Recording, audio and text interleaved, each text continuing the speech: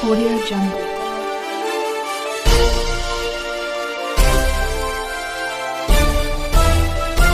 Audio Jungle. नमस्कार, मी यशवंत आणि आपण पाहत आहात बहुजन सैनिक महाराष्ट्र लाईव्ह. जागना है तो जगना पडेगा, एक राष्ट्र के लिए.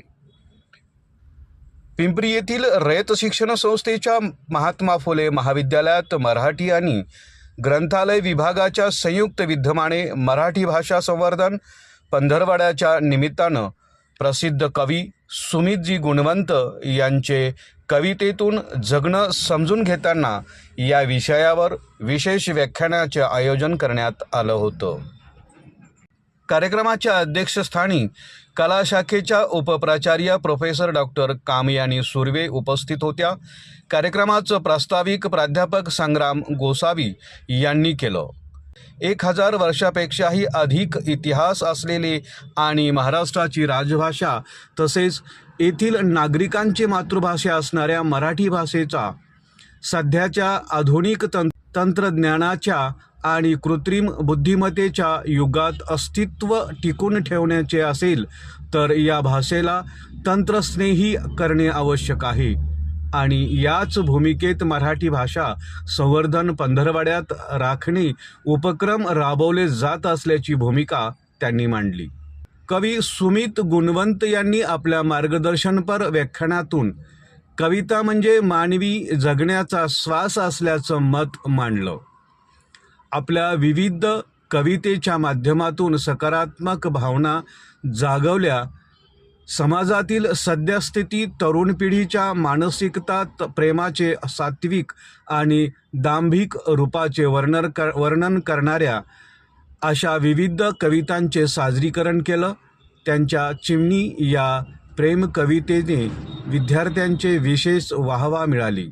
प्रोफेसर डॉक्टर कामयानी सुर्वे यांनी आपल्या अध्यक्षीय भाषणातून मराठी भाषेचा आणि साहित्याच्या तसेच हिंदी भाषेचा आणि साहित्याच्या अनुबंधनाची संकल्पना मांडत या भाषा भगिनी एकमेकांना कशा पूरक आहेत याची मांडणी केली. याप्रसंगी मराठी भाषा संवर्धन पंधरवड्याच्या निमित्ताने घेण्यात आलेल्या विविध स्पर्धांमधील गुणवंतांचे ग्रंथभेट देऊन कौतुक करण्यात आलं. कार्यक्रमाच्या निमित्तानं ग्रंथालय विभागाच्या वतीनं विविध विषयावरील संदर्भ आणि दुर्मिळ ग्रंथांचे प्रदर्शन महाविद्यालयाच्या सांस्कृतिक मंचावर करण्यात आलं. या प्रदर्शनाचे उद्घाटन माननीय सुमित गुणवंत यांच्या हस्ते करण्यात आलं.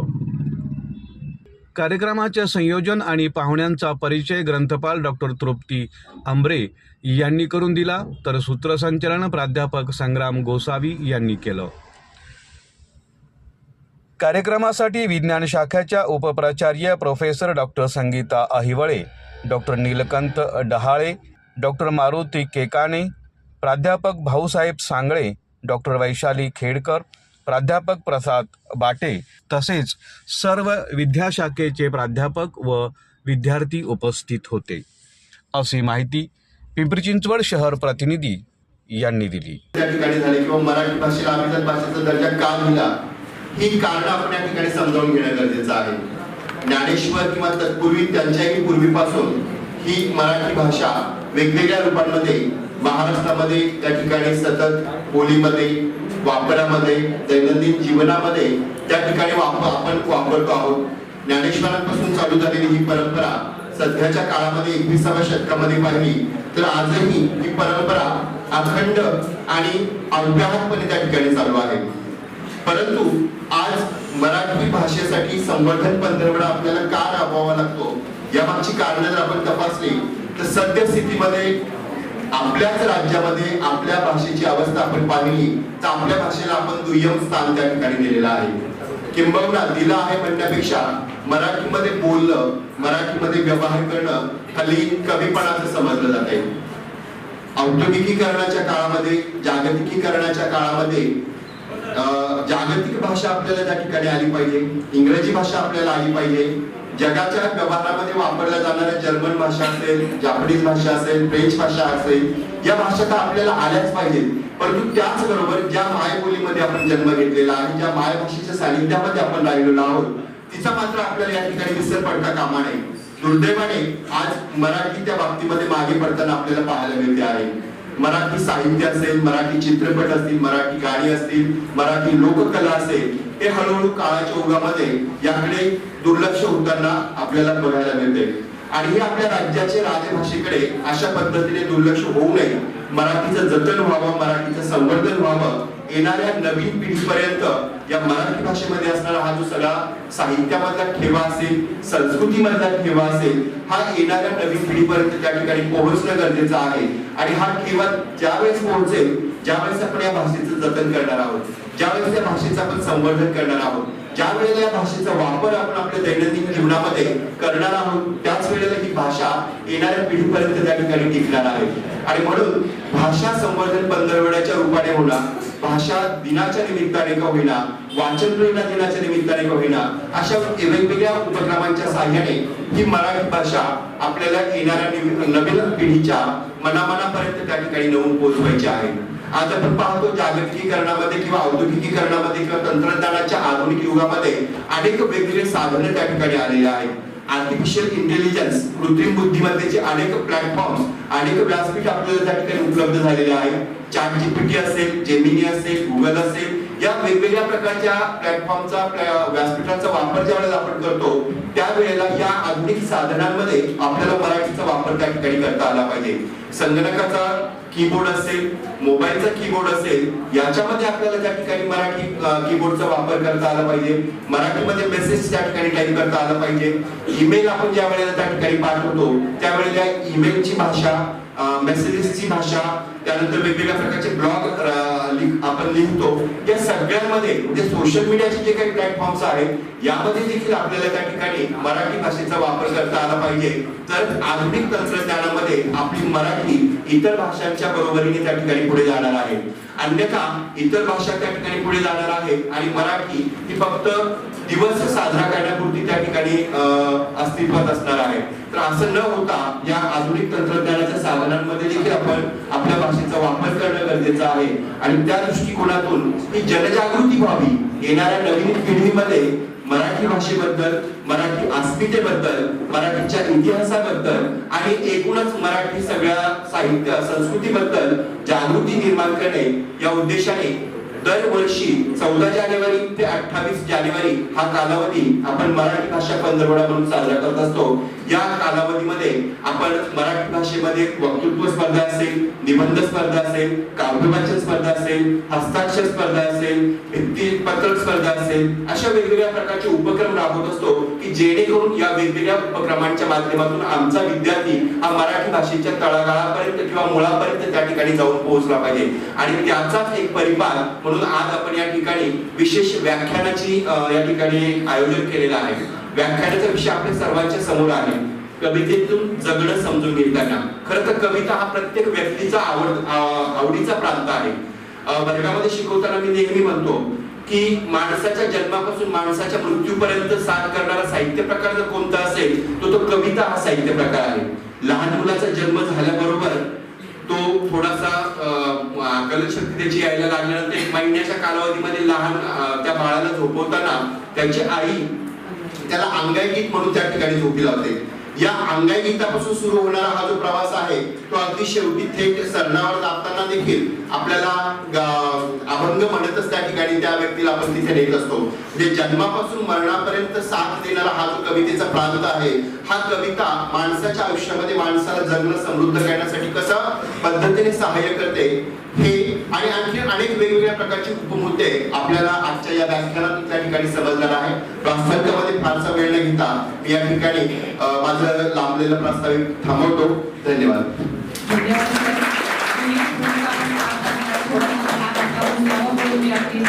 उपस्थित झाले. आपण खूप सुंदर असं संभाषण प्रास्ताविक केलं, त्याबद्दल धन्यवाद. या कार्यक्रमासाठी उपस्थित आणि आपल्या सर्वच कार्यक्रमांना नेहमी उपस्थित राहून YouTube चॅनलद्वारे जे प्रसारित करतात असे यशवंत सर आज सपत्नीक येथे उपस्थित आहेत. सरांचं शब्दस्फोटाने स्वागत. यानंतर या कार्यक्रमाचे प्रमुख पाहुणे यांचा परिचय व स्वागत करण्यासाठी मी आमंत्रित करते महाविद्यालयाच्या ग्रंथपाल डॉक्टर तृप्ती आमरे मॅडम. धन्यवाद मॅडम. लाभले आम्हास भाग्य बोलतो मराठी, जा भलो खरेच धन्य ऐकतो मराठी, धर्म पंथ जात एक जाणतो मराठी, एवढ्या जगात माय मानतो मराठी. आदरणीय व्यासपीठ व व्यासपीठावर उपस्थित मान्यवर प्राध्यापक आणि आपण विद्यार्थी, मराठी भाषा पंधरवडा निमित्ताने आज आपण येथे एकत्र जमलो आहोत. मराठी ही केवळ भाषा नाही, तर ती आपली संस्कृती, आपली ओळख आणि आपला आत्मा आहे. आपल्या आज विशेष कार्यक्रमासाठी आपल्या महाविद्यालयात प्रसिद्ध कवी माननीय सुमित गुणवंत सर उपस्थित आहेत. गुणवंत सर म्हणजे सकारात्मक विचार, गुणवंत सर म्हणजे ध्येयवाद, उत्साह. आपण आज आपल्या व्यस्त वेळातून वेळ काढून आमच्या महाविद्यालयात आला, यासाठी आम्ही आपले मनापासून आभारी आहोत. आजच्या आपल्या पाहुण्यांचा परिचय करून देण्याची संधी मला दिली, त्याबद्दल मी सहयोगाचे सर्वप्रथम आभार मानते. शिक्षणाच्या क्षेत्रात सरांनी MA नेट परीक्षा मराठी या विषयात उत्तीर्ण केली आहे, तर त्यांची PhD ही आता चालू आहे. त्यांनी सावित्रीबाई फुले पुणे विद्यापीठ येथे परीक्षक म्हणून काम केले आहे. आज ते आपल्याला कवितेतून जगणं समजून घेताना या विषयावर मार्गदर्शन करणार आहे. ही आपल्यासाठी फार मोठी संधी आहे. गुणवंत सर हे समकालीन मराठी साहित्य विश्वातील एक प्रभावी आणि संवेदनशील कवी म्हणून ओळखले जातात. त्यांच्या कवितातून आपल्याला सामाजिक जाणीवा, मानवी भावना, तरुण पिढीचे विचार विश्व अत्यंत सोप्या व हृदयाला भिडणाऱ्या अशा शब्दात अनुभवायला मिळते. त्यांची लेखनशैली थेट मनाशी संवाद जुळणारी आहे. त्यांच्या कवितेतून वास्तवतेची भान, भावविश्वासी कोडी आणि मराठी भाषेचे सौंदर्य अप्रतिम व्यक्त होते. त्यामुळे त्यांची कविता तरुणांमध्ये विशेष लोकप्रिय अशी आहे. साहित्य क्षेत्रात त्यांचा ठसा अत्यंत ठळक आहे. भारतीय असण्याच्या जाणीवेतून हा त्यांचा प्रकाशित काव्यसंग्रह विशेष उल्लेखनीय आहे. त्यांच्या साहित्यिक योगदानाची दखल घेत त्यांना केशवसूत काव्य पुरस्कार, गदिमा काव्य पुरस्कार, यशवंत मनोहर काव्य पुरस्कार, अशोक काव्यभूषण, कमलाई काव्यभूषण, विशेष साहित्य पुरस्कार जेजुरी, समाजभूषण साहित्य पुरस्कार तसेच विविध मानाचे साहित्य पुरस्कार प्रदान करण्यात आले आहेत. अखिल भारतीय व आंतरराष्ट्रीय पातळीवर विविध साहित्य संमेलने, काव्य स्पर्धा, व्याख्याने आणि उद्घाटनामधून त्यांनी विचार प्रबोधनाचे महत्त्वपूर्ण कार्य केले आहे. विविध साहित्य संमेलन, महाविद्यालय व राष्ट्रीय सेवा योजना व सामाजिक संस्थांच्या अंतर्गत सरांनी व्याख्यान व कवितांच्या कार्यक्रमामध्ये सरांचा उत्साहात सहभाग घेतला आहे. याशिवाय वेगवेगळ्या प्रकारची वर्तमानपत्रे, साहित्यिक ग्रंथ, सोशल मीडिया यावर विविध विषयात त्यांचे लेखन प्रसिद्ध आहे. एक परिवर्तनवादी शिक्षक, संवेदनशील कवी आणि अभ्यासू साहित्य म्हणून त्यांची ओळख आहे. अशा या प्रगल्भ साहित्यिकांचा सहवास आणि विचार ऐकण्याची आज आपल्याला संधी प्राप्त झाली आहे. हे आपले भाग्यच म्हणावे लागेल. चला तर मग आपण टाळ्यांच्या गडगडात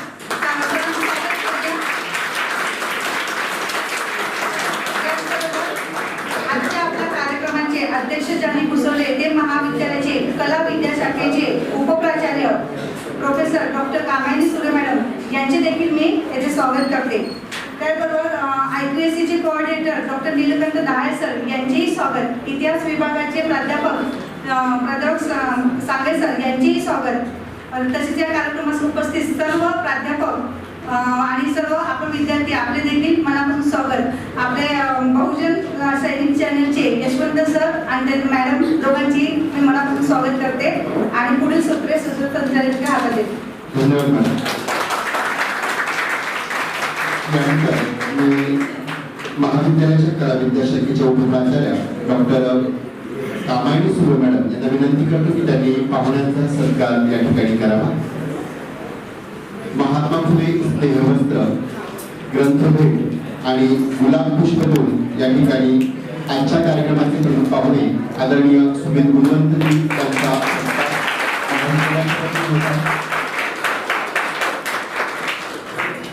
मनस्वी धन्यवाद. यानंतर प्रमुख पाहुण्यांच्या मार्गदर्शनाकडे जाण्यापूर्वी आपण या मराठी भाषा पंधरवड्याच्या निमित्ताने विविध प्रकारच्या स्पर्धा घेतल्या होत्या. या स्पर्धांमधील पारितोषिक प्राप्त विद्यार्थ्यांचा देखील सन्मान आपण आजच्या प्रमुख पाहुण्यांच्या हस्ते या ठिकाणी घेऊया. यामध्ये सुंदर हस्ताक्षर स्पर्धा आपण घेतली होती. सुंदर हस्ताक्षर स्पर्धेमध्ये प्रथम क्रमांक मिळाला आहे FYA या वर्गातील प्रतीक्षा सुनील शिरसाट. नावानंतर कृपा विद्यार्थी पुढे येते. प्रतीक्षा सुनील शिरसाट.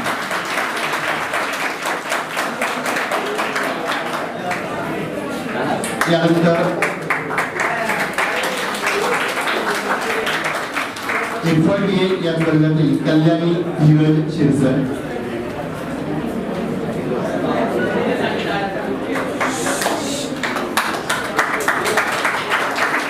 FYDA या वर्गातील प्रीती सकाराम शिंदे,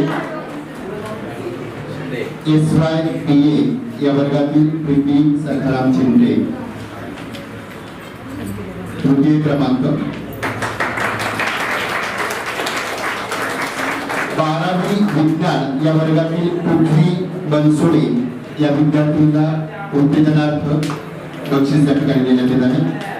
12वी विज्ञान पृथ्वी विद्वान बनसोडे आणि 12वी कला या वर्गातील साहिल संजय भोसले.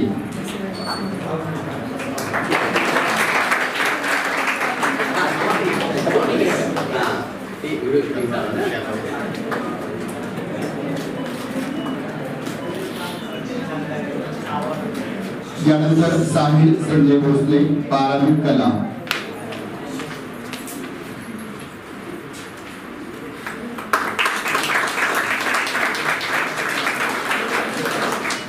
यानंतर निबंध स्पर्धा आपण घेतली होती. या निबंध स्पर्धेमध्ये प्रथम क्रमांक मिळाला आहे MA इतिहास भाग 1 या वर्गातील ज्योती हेमंत जाधव. MA इतिहास भाग 1 या वर्गातील ज्योती हेमंत जाधव.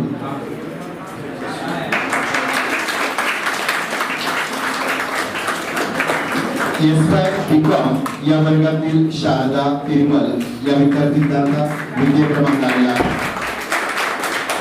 BCom या वर्गातील शारदा तिरमल द्वितीय क्रमांक निबंध स्पर्धेमध्ये. निबंध स्पर्धेतील तृतीय क्रमांक मिळाला आहे BCom या वर्गातील कोमल प्रकाश पवार.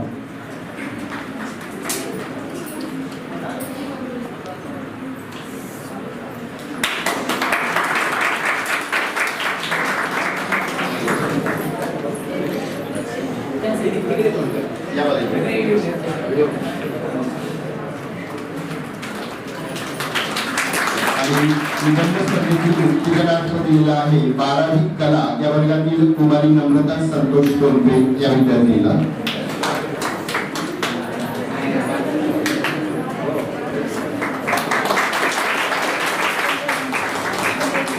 धन्यवाद. सर्व मान्यवरांना स्थानापन्न होण्याची मी विनंती करतो. आणि यानंतर या व्याख्यानाच्या विशेष कार्यक्रमाकडे आपण वळूयात. आजच्या कार्यक्रमाचे प्रमुख पाहुणे आदरणीय सुमितजी गुणवंत सरांना मी विनंती करतो की त्यांनी ब्रँडेड रंगाच्या ब्रँडेड कपड्याच्या देहनागवाच असतो. ब्रँडेड रंगाच्या ब्रँडेड कपड्याच्या देहनागवाच असतो.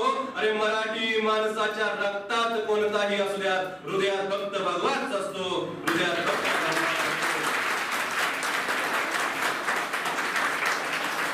भगवा कोणत्या जातीचा, कोणत्या पंथाचा, कोणत्या संघटनेचा किंवा कोणत्या पक्षाचा नाही, तर हा भगवा आहे तथागत सिद्धार्थ गौतम बुद्ध यांच्या चेहऱ्याचा रंग.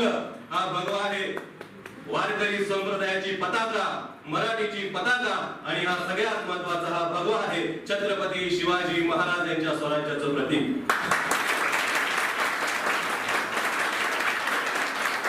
सर्वप्रथम मी वंदन करतो. तुम्ही म्हणाल की कवितेतून जगणं समजून घेत असताना बोलायला आलेला वक्ता रंगाची भाषा का करू लागलाय. पुणे विद्येचं माहेरघर, रयत शिक्षण संस्थेचं महाविद्यालय महात्मा फुलेंच्या नावानं आणि आपल्या अध्यात्माचं ज्याला कुलदैवत म्हणतो ते विठ्ठल म्हणजे पांडुरंग. आणि मराठी माणसाच्या प्रत्येकाच्या काळजात असणारं आपलं आराध्य दैवत म्हणतो ते म्हणजे छत्रपती शिवाजी महाराज भोसले. आणि या महाविद्यालयाचे प्राचार्यांचं नाव पांडुरंग भोसले. आणि त्यात हा कार्यक्रम मराठी भाषा पंधरवडा आणि ग्रंथालय या सगळ्यांचा सार पाहता आणि या सगळ्यांचा सार मला बघल्याशिवाय इतर कुठेही दिसत नाही.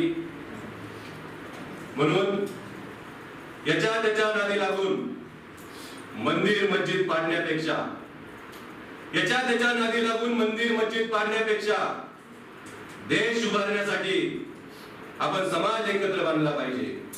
देश उभारण्यासाठी आपण समाज एकत्र बांधला पाहिजे. आणि भारतीय असल्याच्या जाणीवेतून आपण फक्त माणसाला माणूस जोडला पाहिजे.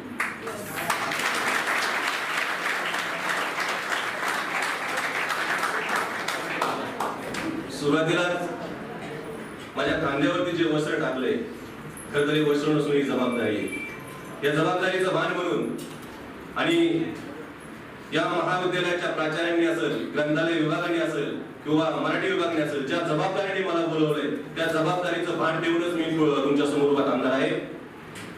माझ्या मनातलं आणि तुमच्याही मनातलं मी सादर करणार आहे, त्याबद्दल तुम्ही निश्चिंत राहा. पण माझ्या भारतीय असल्याच्या जाणीवेतून या काव्य संग्रहातील शेवटची कविता मी लिहिली आणि त्यानंतर मला कुठलीही कविता त्यामध्ये सामील करू वाटली नाही. ती कविता मी सुरुवातीला ठेवतो, कारण ती कविता म्हणजे संपूर्ण प्राध्यापकांची, लेखकांची, साहित्यिकांची भूमिका आहे असं मला वाटतं. कोणी ठरवून कवी होत नाही. आवाज येतोय का शेवटी? कोणी ठरवून कवी होत नाही किंवा करिअर म्हणून निवडत नाही कवी होणं. कुणी ठरवून कवी होत नाही किंवा करिअर म्हणून निवडत नाही कवी होणं. खरडून खरडून बंद पडले काहींचे पेन, तरी सुद्धा त्यांच्या वाट्याला येत नाही प्रकाश जोदारलं आयुष्य किंवा त्यांच्या सहीचा होत नाही ऑटोग्राफ. काही पुरस्कारच लागलेत पेनाच्या गळाला आणि काही पेनच लागलेत पुरस्कारांच्या गळाला. काही पुरस्कारच लागलेत पेनांच्या गळाला आणि काही पेनच लागलेत पुरस्कारांच्या गळाला. मी अशा काळात पेनाशी मैत्री केली आहे. मी अशा काळात पेनाशी मैत्री केली आहे की ज्या काळात मॉर्निंग वॉकला गेलेल्या पेनाचीच हत्या झाली आहे. ज्या काळात मॉर्निंग वॉकला गेलेल्या पेनाचीच हत्या झाली आहे. पण तरी सुद्धा मला हा विश्वास आहे की धोक्यात असलेली लोकशाही पेनातली शाहीच वाचू शकते. मग ती शाही बोटावरची पुसली काय आणि नाही पुसली काय त्याचा फरक पडत नाही. खरं तर कवितेतून जगणं समजून घेताना सगळ्यात महत्वाचं मला वाटतं की आपण माणूस समजून घेतला पाहिजे. 4 मित्र असतात,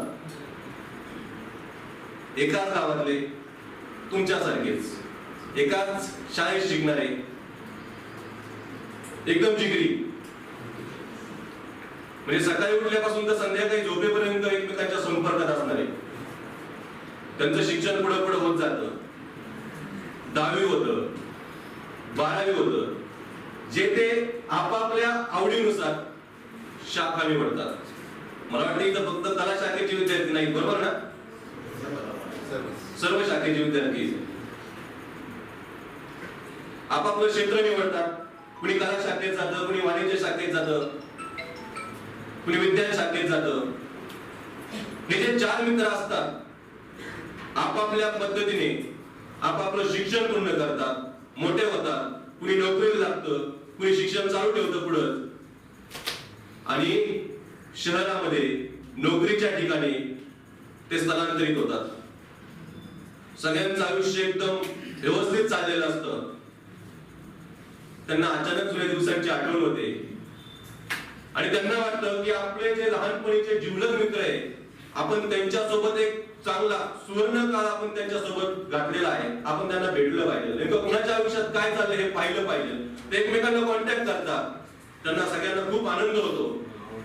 कुणी सांगतं मी बंगला घेतलाय, मी लाखोची गाडी घेतली, मी बिझनेस करतोय, मला हा अवॉर्ड भेटला, माझं हे शिक्षण झालं, माझं लग्न झालं, माझी बायको अशी, माझे मित्र असे, जे ते आपापल्या पद्धतीने जे ते सांगत असतं. पण त्यातला एक मित्र म्हणतो अरे ते सगळं ठीक आहे, पण आपण ज्या ठिकाणी शिकलो, ज्या गावात शिकलो, आपण तिथं भेटलं पाहिजे एकमेकांना. आपण पुन्हा आपल्या जुन्या आठवणींना उजाळा दिला पाहिजे.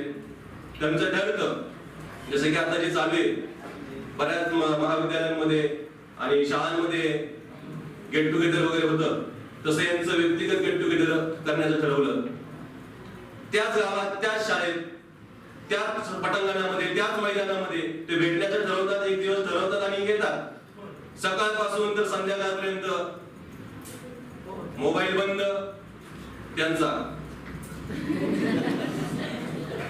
असं ते ठरवतात. दिवसभर कुणीही कुणाबद्दल काहीच सांगायचं नाही, कुठल्याही कामाचा फोन घ्यायचा नाही, कामाचा विषय काढायचा नाही, शिक्षणाचा विषय काढायचा नाही, कौटुंबिक विषय काढायचा नाही. फक्त आणि फक्त आपण आणि आपलं बालपण हे आपण एक दिवस तरी जगायचं. त्याची खूप चर्चा होते, एकमेकांचे सुख दुःख जाणून घेतात आणि शेवटी जर म्हणतात जेवण वगैरे होतं त्यांचं सायंकाळचे 5-6 वाजतात आणि सूर्य जसा खाली खाली जातो तसा ते म्हणतात की आपण लहानपणी ज्या नदीच्या कडेने फिरायचो त्या नदीच्या कडेने आपण फिरायला जाऊ. तीच पाऊलवाट, तीच झाडी, तोच डोंगर, तेच सगळं चालता. ओके नाही, हा विषय वेगळा आहे. सगळं त्याच प्रमाणे ठरल्याप्रमाणे ते करतात. गप्पा मारत मारत पुढे चालत असताना त्यांना असा कुबटसा वास येतो, काहीतरी सडलेला. इकडे तिकडे शोधू लागतात, असह्य वास होतो. पातात तर एक शेळी मरून पडलेली असते.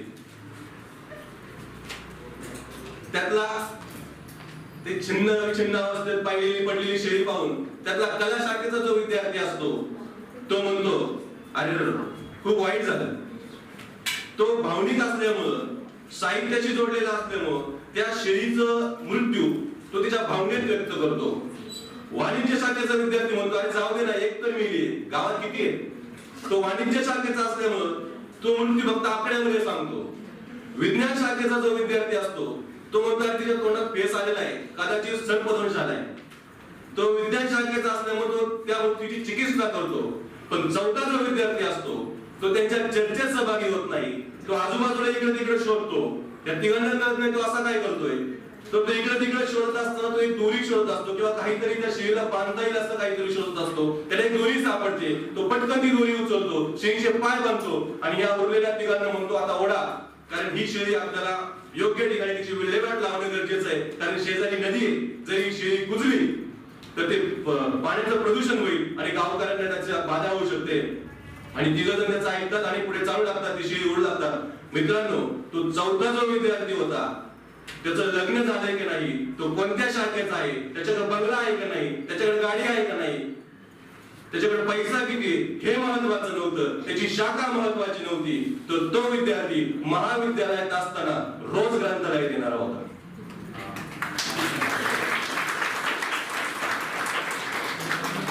आपण कुठल्याही धर्माचे असू द्यात, कुठल्याही जातीचे असू द्यात, कुठल्याही पंथाच्या संघटनेचे असू द्या, प्रत्येकाचं एक श्रद्धास्थान असतं. हिंदू असेल तर मंदिरात जातो, मुस्लिम असेल तर मस्जिद मध्ये जातो, बौद्ध असेल तर विहारात जातो, ख्रिश्चन असेल तर चर्च मध्ये जातो. पण चर्च, विहार, मंदिर किंवा मस्जिद गेल्यानंतर आपण फक्त दारात जाऊन हात जोडून पाठीमागे येतो का? जे चालता चालता असं करतात ते माझ्या नजरेत माणूस नाही, त्यांची श्रद्धा ही नकली आहे. श्रद्धा की अंधश्रद्धा तो नंतरचा भाग आहे. पण इथं मला या ठिकाणी हे सांगायचंय की जर आपण महाविद्यालयाला मंदिर समजत असेल तर या मंदिराचा गाभारा म्हणजे ग्रंथालय आहे आणि देव म्हणजे पुस्तक आहे. जर तुम्ही आपल्या श्रद्धास्थानाकडे जाताना जर गाभाऱ्यात गेल्याशिवाय बाहेर येत नसाल, तर महाविद्यालयात आल्यावरती तुम्ही ग्रंथालयात जात नसाल, तर तुमच्यातलं विद्यार्थी पण हे नकली आहे, लक्षात ठेवा. तुम्हाला महाविद्यालयात आल्यानंतर रोज 1 तास तरी ग्रंथालयात येणं गरजेचं आहे. आणि मग या कविता आणि हा मराठी भाषा 15 वेळा दिन हा तर यासाठी आहे की आपल्याला पुस्तक वाचता वाचता माणूस वाचता यायला हवं. कारण जोपर्यंत आपण माणूस वाचू शकत नाही तोपर्यंत आपण हजारो पुस्तकं वाचली काय, अनेक डिग्र्या घेतल्या काय, त्याचा काही उपयोग नाही. कविता म्हणजे नसतात नुसत्याच निरर्थक ओळी. कविता म्हणजे नसतात नुसत्याच निरर्थक ओळी. गाथा होऊन तरली होती कविता तुकोबांच्या वेळी.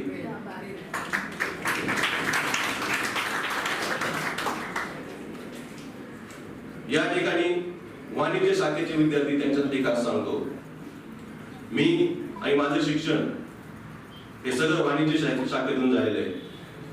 आणि या ठिकाणी मला सांगणं यासाठी वाटतंय की मी ज्या महाविद्यालयात शिकलो त्या महाविद्यालयाचे ललित सर असतील, कदाचित हे सगळे ओळखत असतील, पैठणकर मॅडम असतील, बैलुमे सर असतील, हे मराठी विभागाचे सगळे. माझा विभाग वाणिज्य शाखेचा, पण मी यांच्या लेक्चरला जाऊन बसायचो कारण मला कविता आवडायची, साहित्य आवडायचं.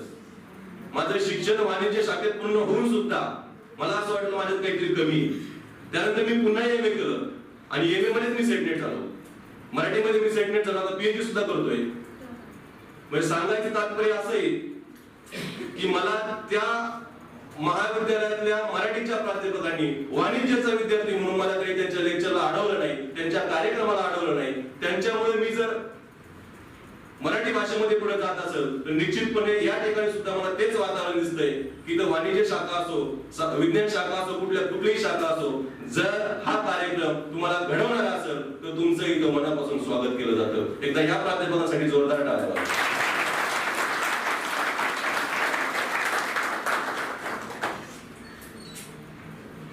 कविता मी वेगळ्या विषयात तुमच्या समोर मांडणार आहे, पण मला असं वाटतं जी जबाबदारी माझी, त्या जबाबदारीच्या कविता आधी मी तुमच्या समोर मांडतो आणि नंतर तुम्हाला आवडणाऱ्या सुद्धा कविता होतीलच, कारण तुमच्या आणि माझ्यामध्ये जास्त वयाचा फरक नाही असं मला वाटतं, कारण कवी हा नेहमी तरुणच असतो.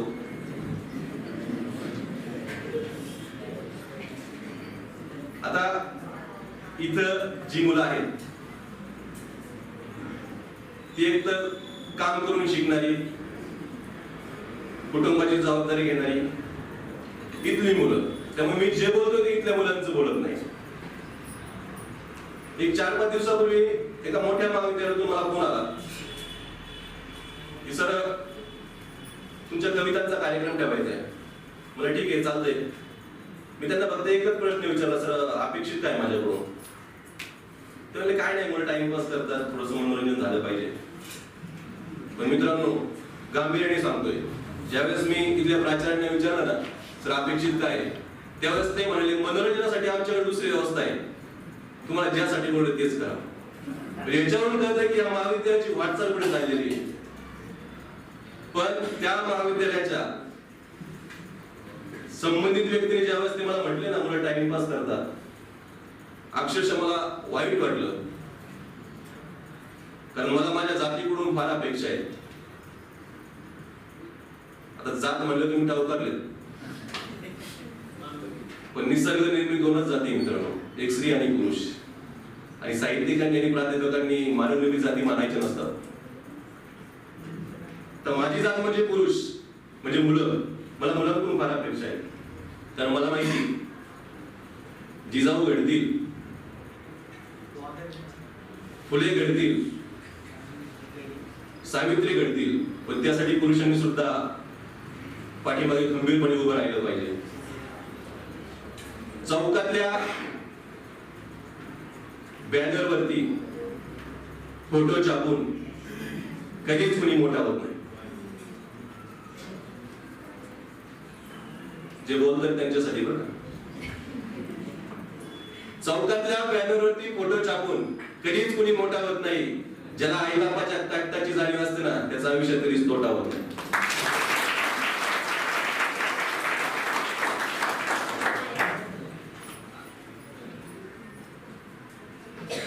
लाज वाटेल आई बापाला जन्म दिल्याचा, असलं काम नको. बारकाईने ऐका बरं का, मी कधी काय बोलतो मला कळत नाही, पण ते महत्वाचं असतं. लाज वाटेल आई बापाला जन्म दिल्याचा, असलं काम नको. ओठावरती राम आणि आतून असा राम नको. लाज वाटेल आई बापांना जन्म दिल्याचा, असलं काम नको. ओठावरती राम आणि आतून असा राम नको. वीर भगतसिंग, राजगुरु सुखदेव या देशाचा वीर पाहिजे, जास्त काही नको रे, तुझ्यातला फक्त कर्मवीर पाहिजे.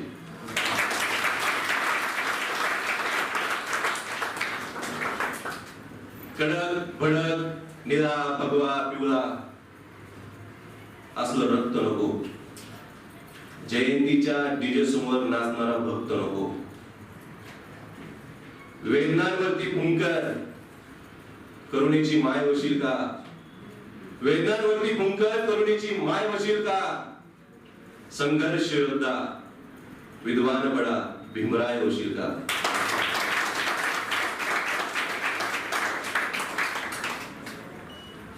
फॅशन म्हणून दाढी मिशा आणि कपाळावरती चंद्रकोर नको. फॅशन म्हणून दाढी मिशा, कपाळावरती चंद्रकोर आणि आवड म्हणून गड संवर्धन नको. या लोकशाही रयतेचा पाया होशील का? अरे परस्त्रीला माते समान मानणारा शिवराया होशील का?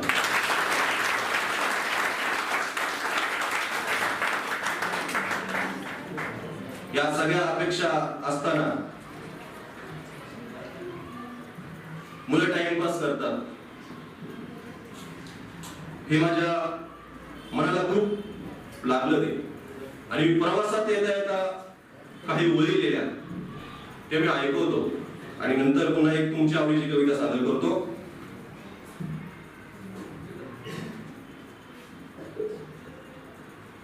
ही मुलांसाठी जरी असली तरी मुलींनी काळजीपूर्वक ऐकायचंय. साधं पान सुद्धा वाचू देत नाहीत मुली. साधं पान सुद्धा वाचू देत नाहीत मुली. आणि आयुष्याचं पुस्तक खुलं करतात मुलं. लोकांनी उगाच अफवा पसरवल्या की टाइमपास करतात मुलं.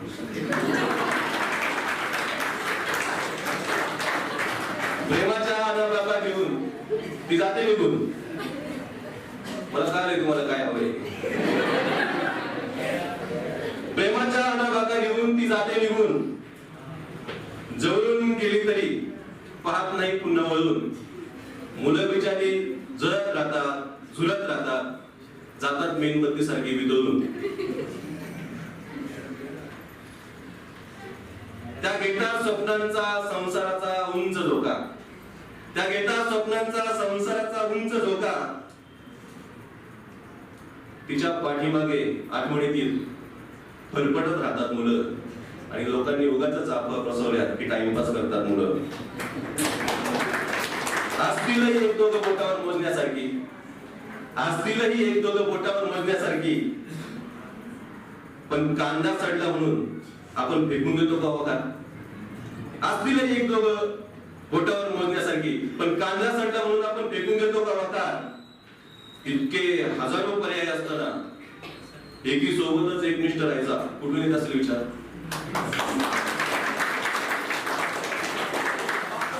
मागे मागे फिरता फिरता, मागे मागे फिरता फिरता आई वडिलांकडे हात मागण्याचा धाडस सुद्धा करतात मुलं. आणि लोकांनी उगाच अफवा पसरवल्यात की टाइमपास करतात मुलं. मुली रडतात पटकन. मुली रडतात पटकन. मुलांना रडता येत नाही म्हणून ते चिडतात. मुली रडतात पटकन पण मुलांना रडता येत नाही म्हणून ते चिडतात. गप्प राहून छळता येत नाही समोरच्याला म्हणून ते उगाच आरडाओरडा करतात. बदनामी होईल म्हणून साधं नाव सुद्धा येऊ देत नाही तिचं ओठावर. बदनामी होईल म्हणून साधं नाव सुद्धा येऊ देत नाही तिचं ओठावर. तिचा गुन्हा, तिची चूक हसत हसत घेतात माथ्यावर. पिढी वाया गेली किती सहज म्हणतो आपण. पिढी वाया गेली किती सहज म्हणतो आपण. पण एकदाही विचार करत नाही का बिघडतात मुलं.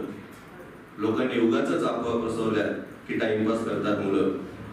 या तारुण्याच्या चकव्यामध्ये प्रत्येक वेळी प्रेम नसतं हवस म्हणून. या तारुण्याच्या चकव्यामध्ये प्रत्येक वेळी प्रेम नसतं हवस म्हणून. कधी दिसली रात्री अपरात्री एखादी एकट्याने चालणारी मुलगी तर तिच्या मागे मागे आधाराला चालता सुरक्षा कवच बनून मुलं. तिच्या मागे मागे आधाराला चालता सुरक्षा कवच बनून मागे मुलं. थोड्या मोठ्यांना मानतात, दुसऱ्यांच्या लेकीबाईला जाणतात मुलं. लोकांनी उगाच अफवा पसरवल्यात की टाइमपास करतात मुलं. उघडलं कधी तोंड मुलांनी तर अनेकींचा संसार मोडू शकतो. उघडलं कधी तोंड मुलांनी तर अनेकींचा संसार मोडू शकतो. सोडला त्यांनी संयम तर गुन्हेगारीचा आलेखही वाढू शकतो. पण या संतांच्या भूमीमध्ये विचारांची कमी नाही. या संतांच्या भूमीमध्ये विचारांची कमी नाही. म्हणून मित्राच्या बहिणीला बहीण मानतात मुलं. लोकांनी उगाचच टाइमपास, लोकांनी उगाचच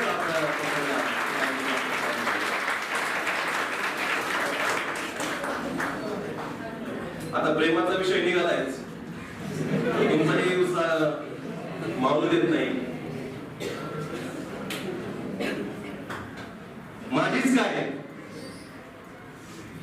कुणाची चौकात नसते सूर्य चंद्र तोडून आणण्याची. तुम्ही कवितेचा आनंद आहे का? कारण हे शब्द या कविता या अशाच आलेल्या नसतात. माझीच काय कुणाची चौकात नसते सूर्य चंद्र तारे तोडून आणण्याची, पण तरी सुद्धा मी तिला चंद्र घोषित केलं माझ्या काळजाच्या आभाळावर. पण तरी सुद्धा मी तिला चंद्र घोषित केलं माझ्या काळजाच्या आभाळावर. सोनं चांदी हिरे मोती काहीही नाही, माझ्या सर्वस्वच्या बदल्यात फक्त एक चुंबन घेतलं बाळावर. धोकेबाज मुलीवरती प्रेम करण्यापेक्षा मुलांसाठी नाही घाबरायचं काय कारण नाही. मी परवानगी घेतलेली प्राचार्य म्हणून, त्यामुळे तुम्ही आनंद घेऊ शकता. कारण मला माहिती तुम्ही टाइमपास करत जरी नसला तरी स्वतःवरती प्रेम करतात, स्वतःवरती आणि दुसऱ्यांवरती पण.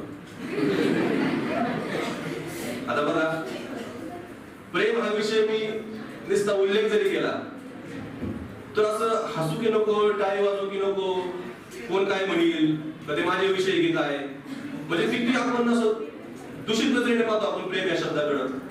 पण मला सांगा, प्रेम फक्त एक मुलगा आणि मुलगी यांच्यात असतं का? बहीण भावात पण प्रेम असतं, आई वडिलांमध्ये प्रेम असतं, मित्रमैत्रिणीमध्ये प्रेम असतं, विद्यार्थी शिक्षकांमध्ये प्रेम असतं. पण आपण इतके नालायक आहोत की आपण प्रेमाकडे पाण्याचा दृष्टिकोन बदलून टाकलाय. म्हणून धोकेबाज मुलीवरती प्रेम करण्यापेक्षा त्या वटवा गुलावरती केलेलं बरं असतं. धोकेबाज मुलीवरती प्रेम करण्यापेक्षा त्या वटवा गुलावरती केलेलं बरं असतं, कारण ते उलट लटकतं पण उलट्या काळजाचं नसतं. आता मुलांसाठी शब्द न पाहणाऱ्या मुलावरती प्रेम करण्यापेक्षा त्या रंग बदलणाऱ्या सरड्यावरती प्रेम केलेलं चांगलं असतं. कारण तो जीव वाचवण्यासाठी रंग बदलतो, पण रंग बदलून कुणाचा जीव घेत नाही.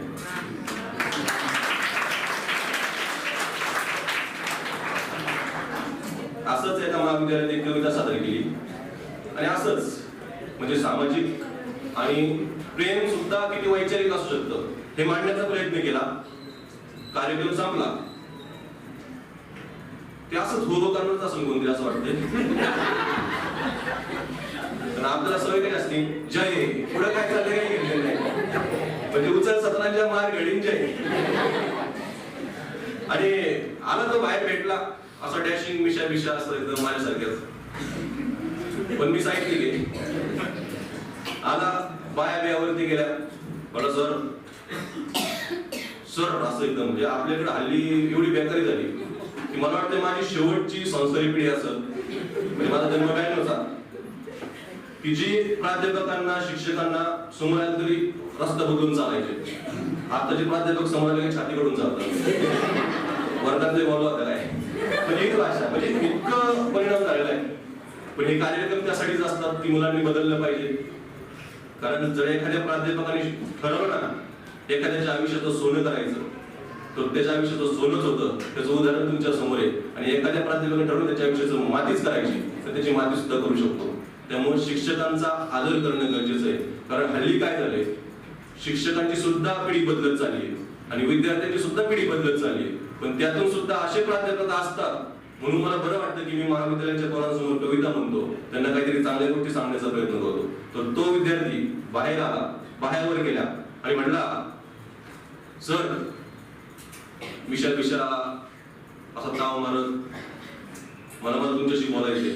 आता बाजूला काही मुलं होती, प्राध्यापक पण होते, एक दोन मला वाटा लावायला आलेले.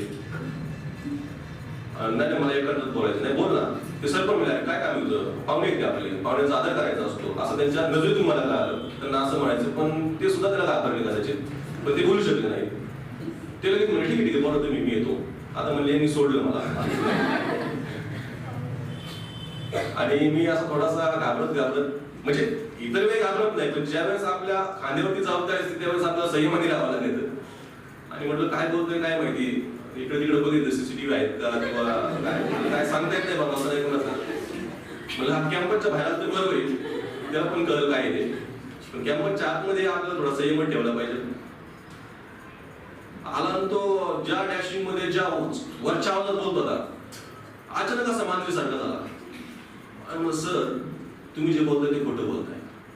आता मला थोडा धीर आला, म्हणजे ठीक आहे सर वेगळा विषय झाला, हे वेगळं प्रकरण. पण तरी वाटलं एखादा चुकून वैचारिक शब्द गेला असं, वैचारिक म्हणता म्हणजे हल्ली वैचारिक शब्दाला हे कट्टरतावादी लोक वेगळं समजतात, तो भाग नंतरचा आहे.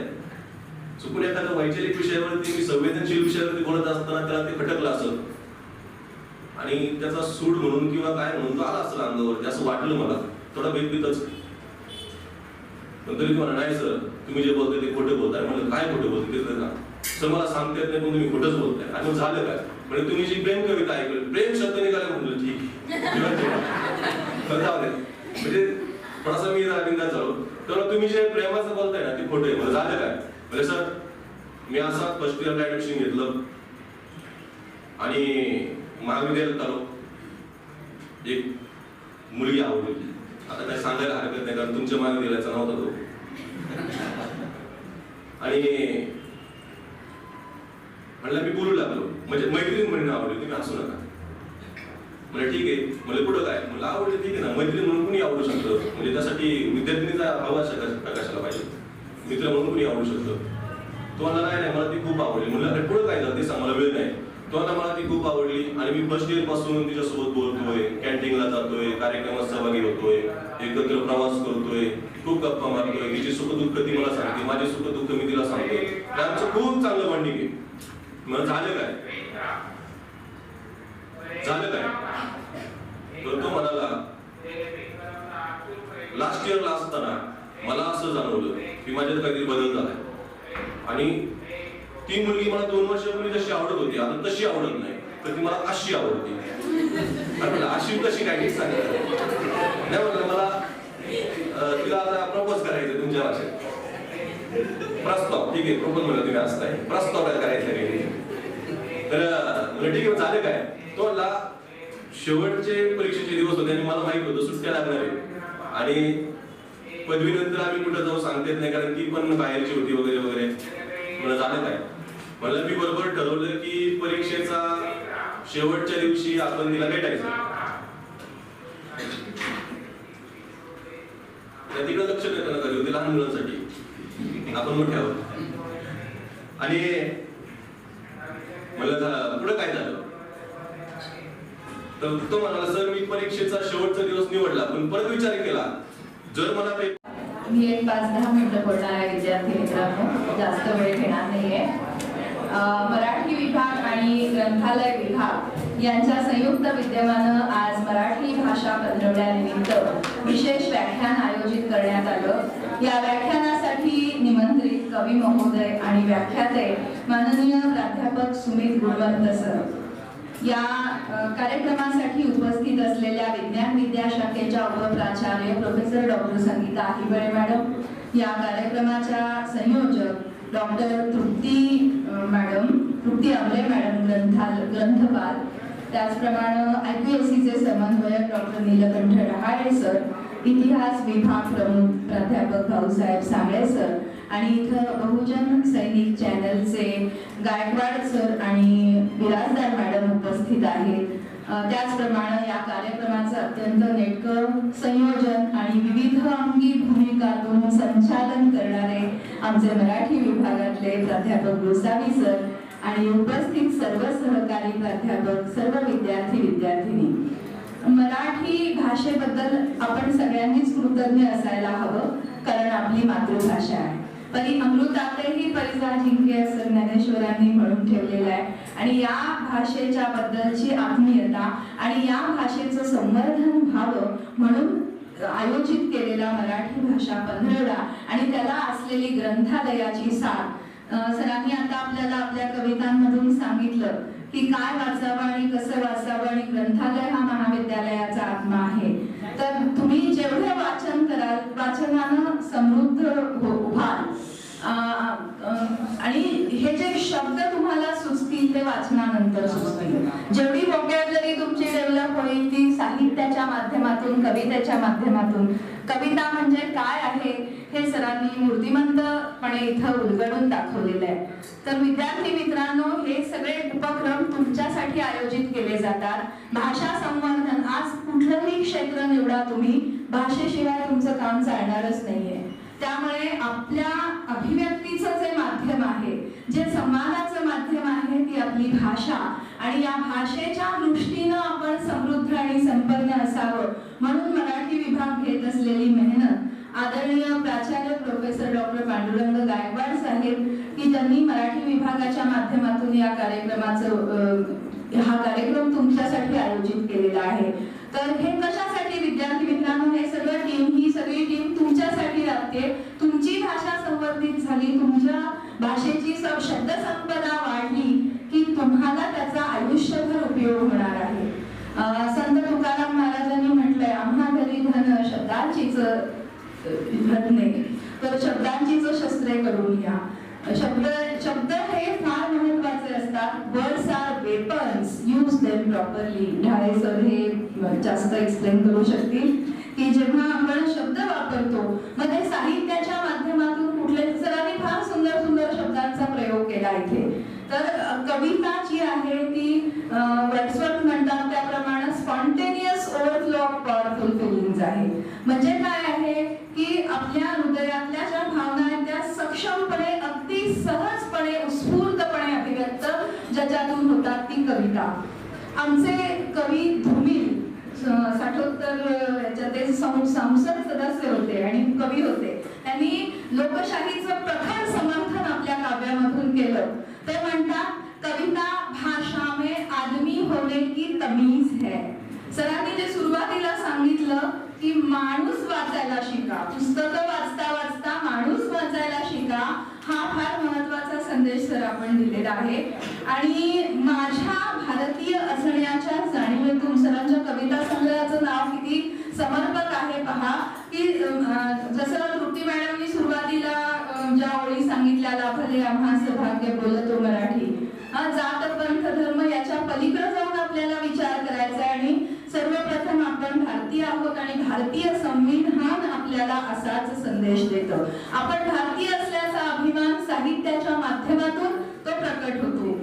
की आता गाथा होऊन तरली होती कविता तुकोबांच्या वेळी, सरांनी फार समर्पक उल्लेख केलेला आहे की साहित्य आणि कविता. आता ज्ञानेश्वरांचा कालखंड, संत ज्ञानेश्वर ज्या मातीत आपण वाढलो रुजलो, त्या भाषेचं संपदा जी आहे, भाषांची समृद्धी जी आहे, ती प्राचीन काळापासून ते आजपर्यंत आहे. मग ह्या कवींनी 750-850 वर्षापूर्वी जे म्हणून ठेवलंय, 1500 वर्षापूर्वी जे म्हणून ठेवलंय, ते आजही आपल्याला जसंच्या तसं लागू पडतं. याला प्रासंगिकता म्हणतात, रिलेव्हन्स म्हणतात. हिंदी साहित्यातलं उदाहरण घ्यायचं झालं तर संत कबीरांचं उदाहरण घेता येईल. संत कबीरांनी ज्या गोष्टी सांगून ठेवल्या 14व्या शतकामध्ये, 13व्या शतकामध्ये, आज आपण 21व्या शतकात, आपण कसल्या युगात आहोत? सोशल मीडियाच्या. बहुजन सैनिक महाराष्ट्र लाईव्हला लाईक करा, शेअर करा, सबस्क्राईब करा आणि बेल आयकॉनवर क्लिक करा.